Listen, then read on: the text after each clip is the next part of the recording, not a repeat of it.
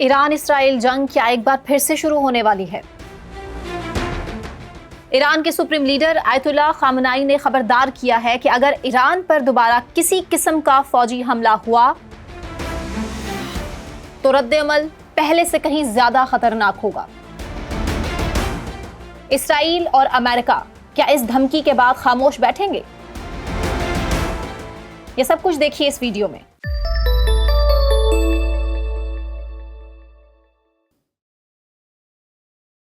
अस्सलाम वालेकुम, मैं सना नकवी, आप देख रहे हैं व्लॉग सेंट्रल।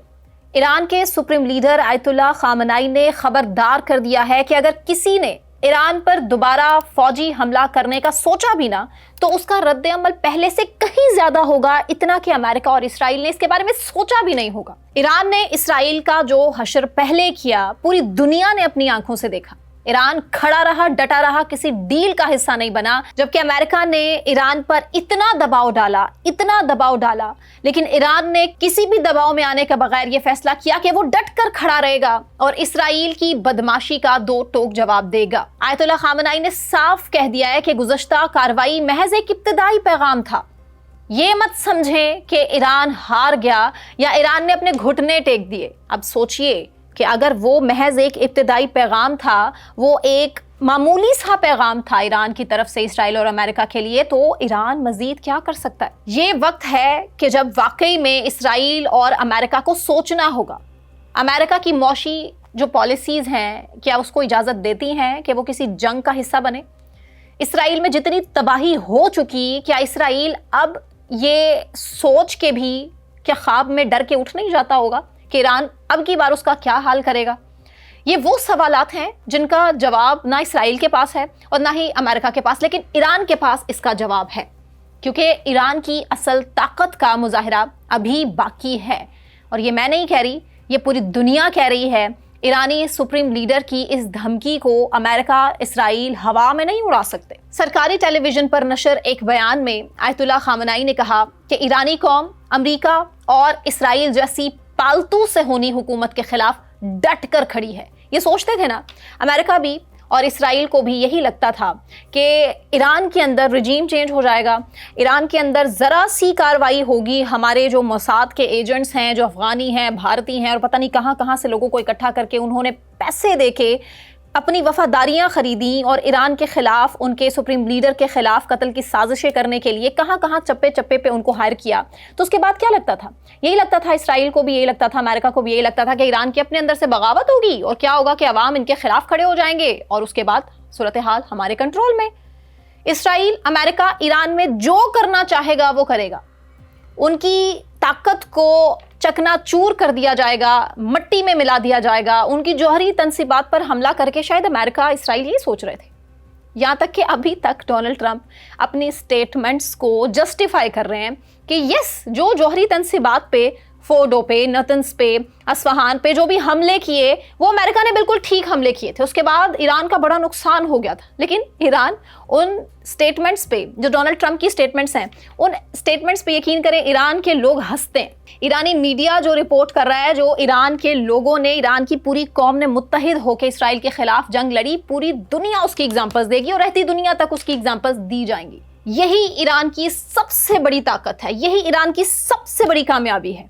उन्होंने वाज़े किया कि अगर किसी ने दोबारा ईरान की खुद मुख्तारी पर हमला किया ना तो जवाबी कार्रवाई आलुदैद बेस पर हमले से भी ज़्यादा ख़तरनाक होगी। आलुदैद बेस याद है ना आपको? कतर में जो अमेरिका की बेस है, यहाँ पे एक बार फिर से मैं आपको याद कराना चाह रही हूँ कि वो कतर पर हमला नहीं था ईरान का। कतर इस्लामी मुल्क है, ईरान का बिरादर मुल्क है। ईरान ने कतर पर नहीं बल्कि कतर में मौजूद आलुदैद बेस पर, जो कि अमेरिका की बेस है, उस पर हमला किया था। फौजी अड्डा है अमेरिका का कतर में, जहां पर हजारों की तादाद में अमेरिकन फौजी मौजूद रहते हैं, जो कि ना सिर्फ उस बेस से ईरान को अटैक करते हैं, ईरान की जौहरी तंसीबात को वहां से अटैक किया गया और ईरान ने आलुदैद बेस पर हमला करने के बाद अपने मिसाइल्स के जरिए से ना सिर्फ इसराइल और अमेरिका को, पूरी दुनिया को दिखा दिया कि ये हमारी ताकत है। ये बेस अमेरिका का मशरिक़े वस्ता में एक अहम और हसास तरीन फौजी मरकज़ भी है, ये आप समझ लीजिए। यह हमला ऐन उस वक्त किया गया था जब ईरान पर इल्ज़ाम लगाया गया कि उसने जौहरी तंसीबात को छुपाया है। झूठ पर मबनी एक बयानिया बनाया गया इसराइल की जानिब से भी کہ جو یورینیم کی افزودگی ہے تجاوز کر چکا ہے ایران، اس معاہدے کی بھی اس نے خلاف ورزی کی ہے۔ 60% سے زائد یورینیم کی افزودگی ایران کر رہا ہے، تو ہمارا تو وہاں پہ اٹیک بنتا ہے۔ اسرائیل نے اس بات کو جواز بنا کے ایران پر اٹیک کیا اور اس کے بعد جوہری تنصیبات کو چھپانے کے الزام میں ان کی جوہری تنصیبات پر اٹیک کیا، اور اسرائیل اور امریکہ نے مبینہ طور پر ایران پر حملے کر کے کشیدگی کو جنگ کے دہانے تک پہنچایا تھا۔ یہ آپ کو بات یاد ہونی چاہیے۔ دوسری جانب امریکہ، برطانیہ، فرانس، جرمنی ایران پر زور دے رہے ہیں کہ وہ جوہری مذاکرات دوبارہ سے شروع کرے۔ ان ممالک نے اگست کے آخر تک مذاکرات کی بحالی کی ڈیڈ لائن بھی دے رکھی ہے۔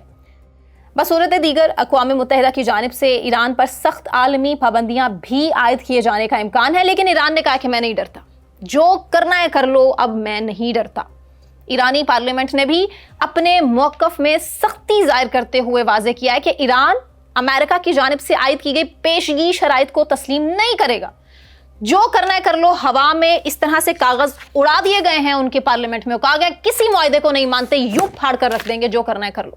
ایسے حالات میں مذاکرات کا کوئی امکان کیا آپ کو لگتا ہے نظر آ رہا ہے؟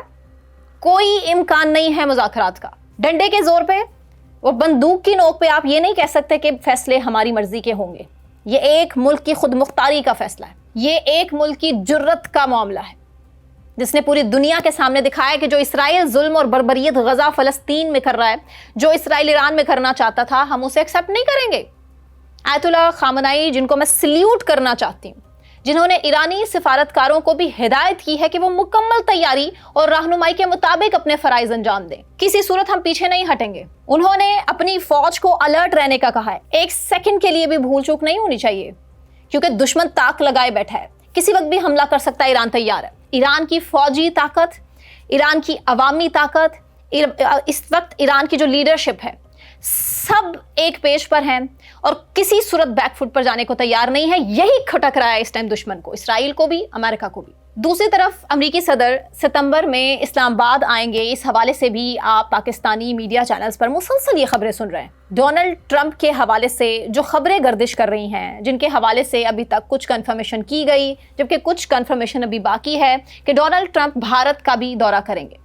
اب بھارت کا دورہ پہلے کیا جاتا ہے ڈونلڈ ٹرمپ کی طرف سے، یا پھر پاکستان کا پہلے دورہ کیا جاتا ہے، یہ بہت بڑا سوال ہے، جس کے لیے خیر پاکستان تو پریشان نہیں ہے، لیکن ہاں بھارت کی نیندیں اس ٹائم اڑ چکی ہیں، کیونکہ بھارت تو پہلے ہی راگ الاپ رہا ہے کہ پاکستان اور چائنا ایک پیج پر ہیں، بنگلہ دیش بھی اب پاکستان کے ساتھ کھڑا ہے۔ ڈونلڈ ٹرمپ ہر وقت پاکستان کی تعریفیں کرتے رہتے ہیں، ان کو تو ہضم نہیں ہو رہا، ان کو تو پاکستان کی تعریف پوری دنیا میں جو پاکستان کا اس ٹائم ڈنکا بج رہا ہے، ان کو تو برداشت نہیں ہے۔ تو دیکھنا یہی ہے کہ اب ستمبر تک ڈونلڈ ٹرمپ کے حوالے سے بھارتی میڈیا کے اوپر کیا خبریں چلائی جاتی ہیں۔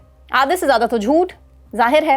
ہم نے پہلگام اٹیک کے بعد جو ایک بھارتی میڈیا کا اصل چہرہ بے نقاب ہوتے ہوئے دیکھا، پوری دنیا جس کا مذاق اڑا رہی ہے، یو نیور نو کہ ڈونلڈ ٹرمپ کے حوالے سے وہ کتنی فضول اور جھوٹی خبریں بھی آپ کے سامنے رکھیں گے، اور پوری دنیا کو دکھانے کی کوشش کی جائے گی کہ جناب امریکا اور انڈیا دونوں کا جو الائنس ہے وہ کسی سے ڈھکا چھپا تو نہیں۔ لیکن آپریشن بنیانو مرصوص کی کامیابی کے بعد ڈونلڈ ٹرمپ کا جو جھکاؤ پاکستان کی طرف ہے نا، وہ بھارت کو برداشت نہیں ہے۔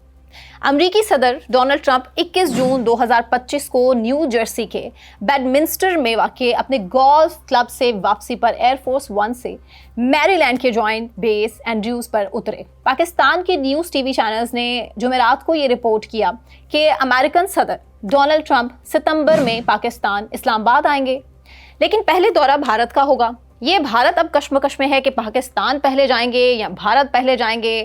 فی الحال جو مقامی ٹی وی چینلز ہیں، ان کے ذرائع سے ہمیں جو خبریں مل رہی ہیں وہ یہی ہیں کہ صدر ٹرمپ اسلام آباد کے بعد میڈیا کا دورہ کریں گے، لیکن خبر رساں ایجنسی رائٹرز نے دفتر خارجہ کے ترجمان کے حوالے سے کہا کہ انہیں ٹرمپ کے ممکنہ دورے کے بارے میں ابھی فی الحال کوئی اپڈیٹ نہیں ہے کہ وہ بھارت کا دورہ پہلے کریں گے یا پاکستان کا دورہ پہلے کریں گے۔ بہرحال یہ بڑا اہمیت کا حامل دورہ ہوگا ڈونلڈ ٹرمپ کا پاکستان کی طرف۔